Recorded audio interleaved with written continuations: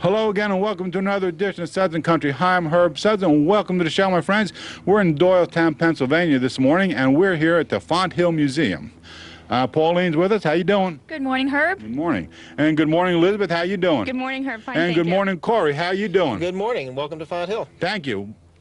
Corey, can you please tell us about your position here and as well as what we're going to see here in Fonthill? Well, I'm the curator for the Bucks County Historical Society, which operates the Fonthill Museum here as well as the Mercer Museum on the other side of Doylestown. Fonthill was the home of Henry Chapman Mercer. He built it, designed and built it between 1908 and 1912. Mercer was a local individual who was very interested in the history of tools and crafts and workmanship in early America. He was also an artist. He was a tile maker, an historian, archaeologist. He was many things, but he built this house really as an expression of a lot of his ideas about history and his ideas about art. And filled the house with collections of materials that he acquired all over the world during his travels. Filled it with tiles, both his own and those that he collected from other cultures, and a variety of artwork that expressed, again, his interest in history. Okay, thank you. Corey, we are really looking forward to our tour today, and I hope that we get a chance to see some of the very special places maybe that is not quite open to the public. That would be pretty exciting. We'll try to poke into the nooks and crannies. All right, then. We're in the saloon with Corey. Corey, what can you tell us about this amazing room? Well, this is the really the largest of all of the rooms in Fonthill. It's the place where probably Mercer would have received visitors to the house, where he entertained, where folks may have gotten their first kind of impression, really, of the interior who had never been here before. And there's some really interesting things about this room. In the ceiling, you'll find impressed into the ceiling designs that are from Pennsylvania German stove plates, cast iron stove plates of the 18th century. Mercer was very interested in these as artwork and as evidence of sort of the continuity of craft traditions from Germany and Europe to America in the early part of the 18th century. Other things in this room, you'll see throughout the house tiles, like the ones we're standing in front of here. A lot of the tiles in the house were produced by Mercer at his Moravian Pottery and Tile Works.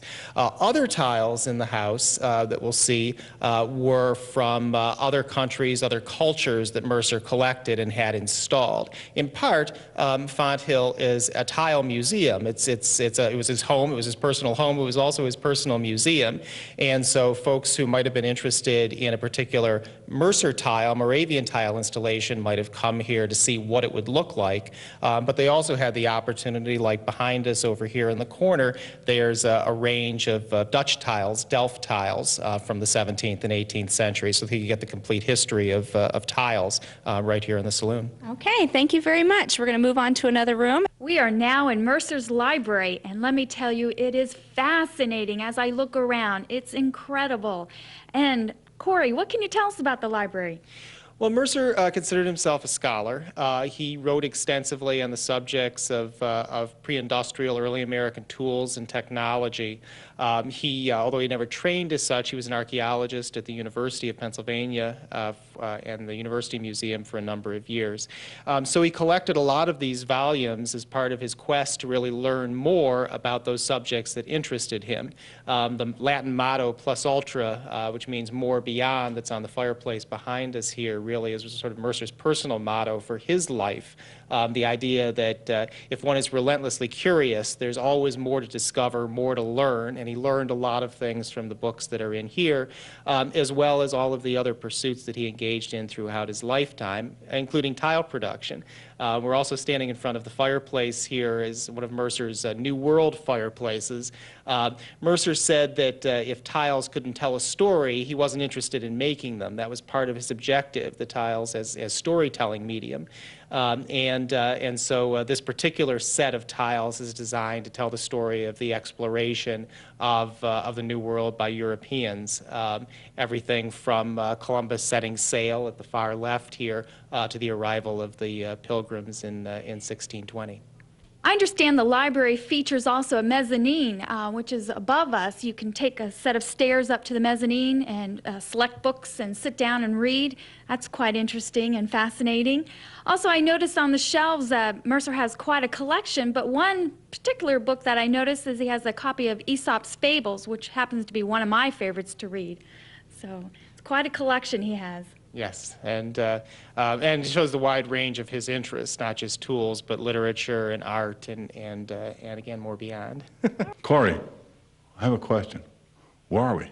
Well, we're in a space called the gallery, which is sort of a transition space between the lower floors where we just were and some of the upper rooms in the house.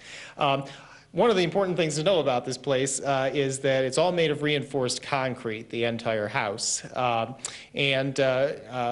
which was not a common building material when Mercer was involved in designing and constructing the house. This was the first of three, however, major concrete buildings that he would be responsible for designing and building: Fonthill, the Tile Works, and the Mercer Museum. Any wood in this house at all in the construction? There is wood in the window frames and some recycled materials that he used for doors and things like that.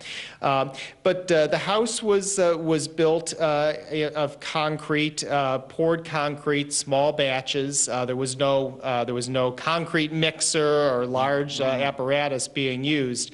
And one of the interesting things is just exactly how the tiles were inserted into that concrete. What Mercer did is essentially pour the ceiling of one floor at the same time he poured the floor of the next level.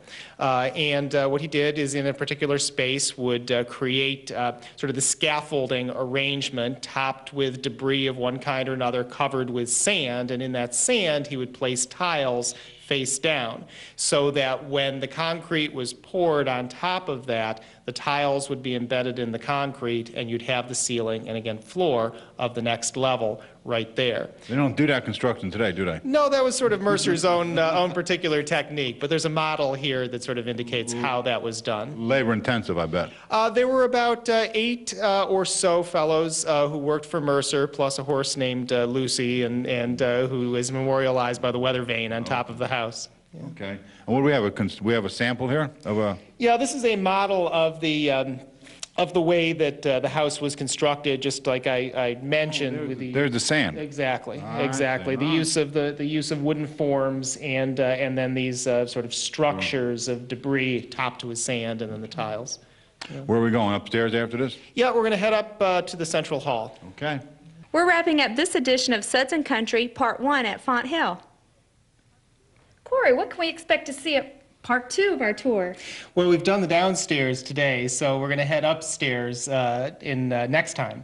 And you know, there's some 44 rooms here, so there's a lot to see. And to go back to Mercer's personal motto, "More Beyond," we'll see that more beyond next time. All right, we're looking forward to seeing Mercer's couple of bedrooms that he has.